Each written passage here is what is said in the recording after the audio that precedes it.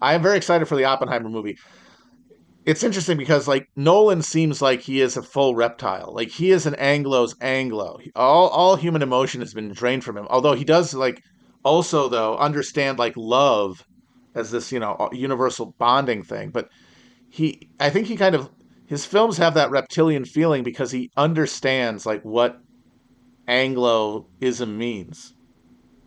So it'll be interesting to see how he takes that moment, which really is the hinge point. So I want to see it. I'm going to see it on IMAX, baby. Yes. Let me see that nuke. Let me see the Satan's eye open up. I mean, the fact that it happened at the fucking Trinity site, get out of here. Get out of here. Too much symbolism. It's killing me here. Because, yeah, it's an atomic Lucifer that takes over the whole world.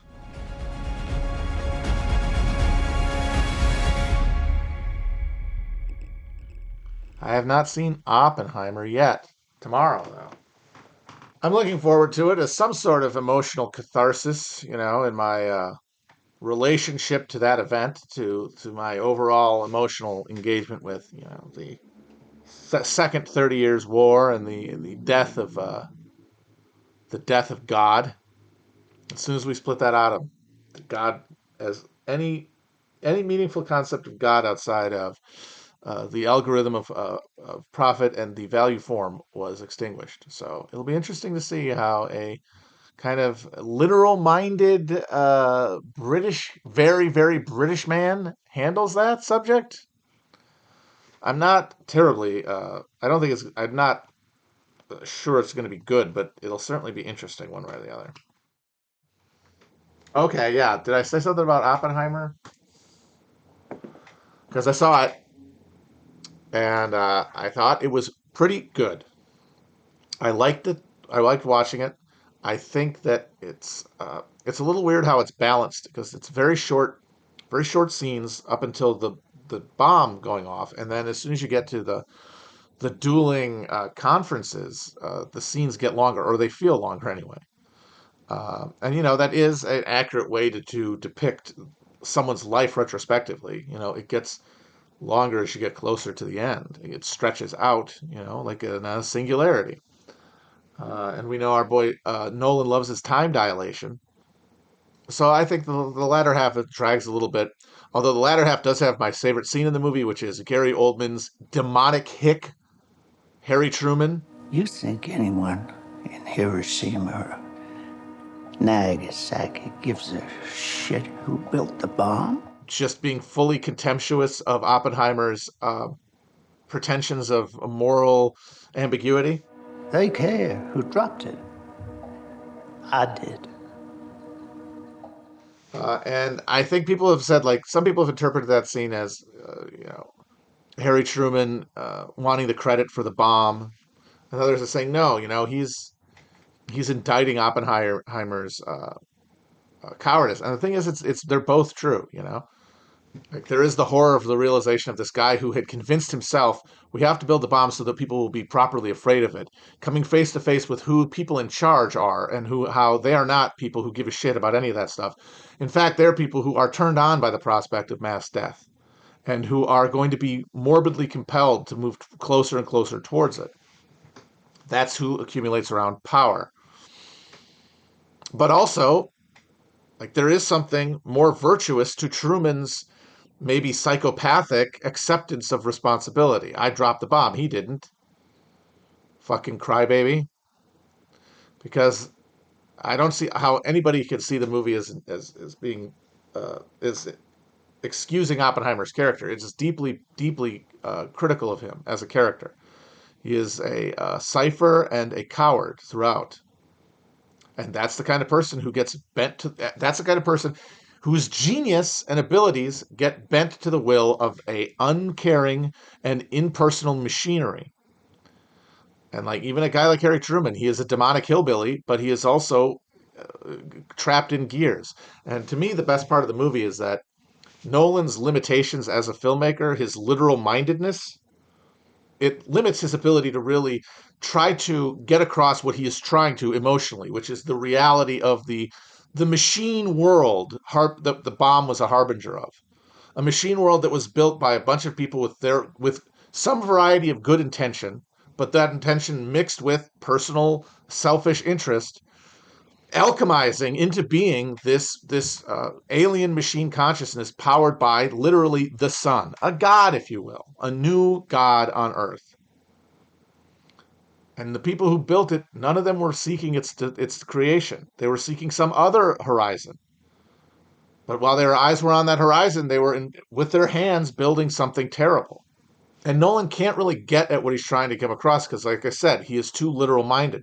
He has a few moments of artistic license, like when the gloved hand is briefly shown drowning his girlfriend, his communist girlfriend, and when he gets his panic attacks and the screen starts to shake and it gets light. But for the most part, he's stuck in his literal register, but he's gesturing towards it. He's reaching beyond his grasp, and just seeing him go for it kind of highlights the shadow shape that he's trying to gesture towards. A lot of people have compared it to Oliver Stone, and I think that is an apt comparison. But he does not have the lyric heart of Oliver Stone, and the willingness to be embarrassing, basically, that Stone had. The earnestness, if you will, the lack of calculation, the hot blood running through his veins. But even then, it's even the fact that even Nolan, a director as cool as Nolan, is trying to sketch this thing out, makes its presence all the more resonant and dreadful when the movie ends.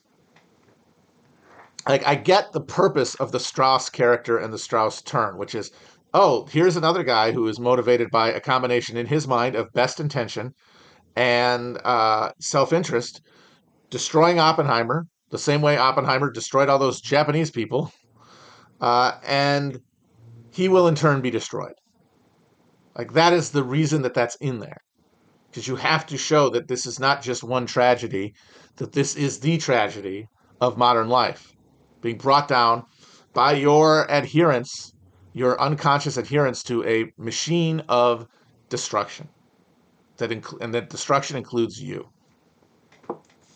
But it probably went too long. I think they could have probably trimmed it. The bomb was nice, and somebody says my favorite side character. You got to go with my boy David Krumholtz as Isidore Rosen was his name. I never heard of that guy, but now he's awesome, and because Krumholtz brought it. And I think I've said this before, but I love watching Krumholtz's career because he's about my age. And I remember him when I was a kid. He was a kid. He was in like Addams Family Values, having a hard crush on Christina Ricci, and I was like, join the club.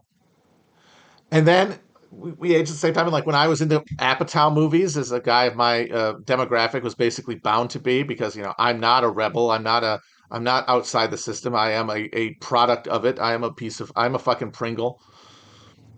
He was like a knockaround guy with the Apatow crew, and I'm like, hey, Krumholtz. And now though, he's like aging into a real like classic fat guy character actor, like who can play a authority figure or a lawyer or a scientist with like a bit of humor, but also gravitas. And I compare him to like the millennial Saul Rubinek. He is like Saul Rubinek in Buster Scruggs. So yes, love my Krumholtz. So yeah, I would say thumbs up to Oppenheimer. Probably one of his better films for sure. But also, it is what we can make right now.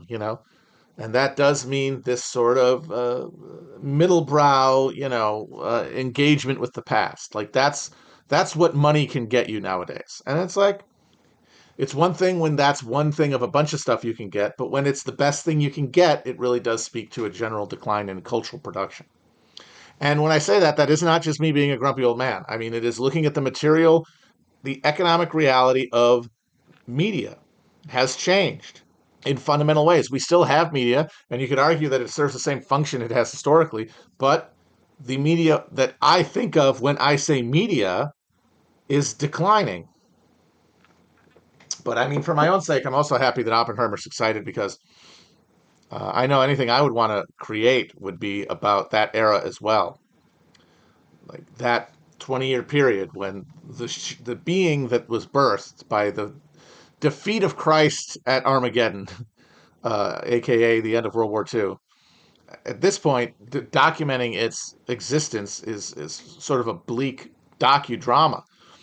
If you want to get creative and artistic in any way, you really have to look backward. At least I think so. I'm not certainly not imaginative and good enough to go beyond that. So it's like everyone who's left who still wants to pay for media is going to want to hear a story about how we got here. And now I am become death, the destroyer of worlds. I haven't seen Barbie yet. I will though. I know I have to. I know that if you see one, you're declaring war on the gender of the other, and I don't want to declare war on ladies. So I will see it, but I have not yet. Playing around in the petroleum graveyard bequeathed to us by the nuclear age, like that creature, that techno machine powered by the sun that Oppenheimer helped give life to at the end of World War II.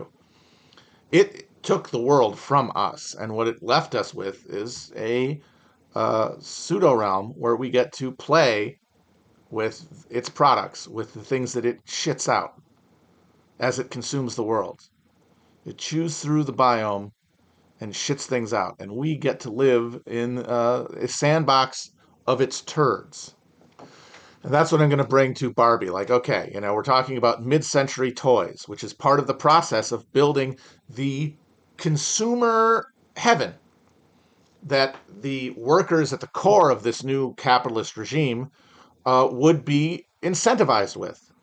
Like big cars with fins for the dads, and little plastic dolls for the boys and girls. Barbiturates and frock coats for the moms.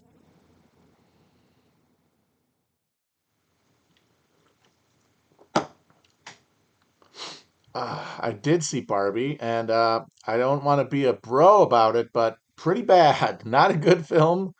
Uh, thank you. It's no thank you. Uh, I mean, if you're gonna sell out, right? Like, and just embrace uh, the realities of having to do IP and sequel based films to have a career in Hollywood, do it the way Ben Wheatley did it when he just said, "Sure, I'll make The Meg 2, whatever." Instead of being like, "No, we're going to turn this into a statement about something." About what? I don't know. Uh, but yeah, maybe it's just because I'm a guy and it wasn't for me. It was for ladies. And so I respect women. Well, women are beautiful. Whatever they thought of the movie, sure, that's my opinion. I don't care.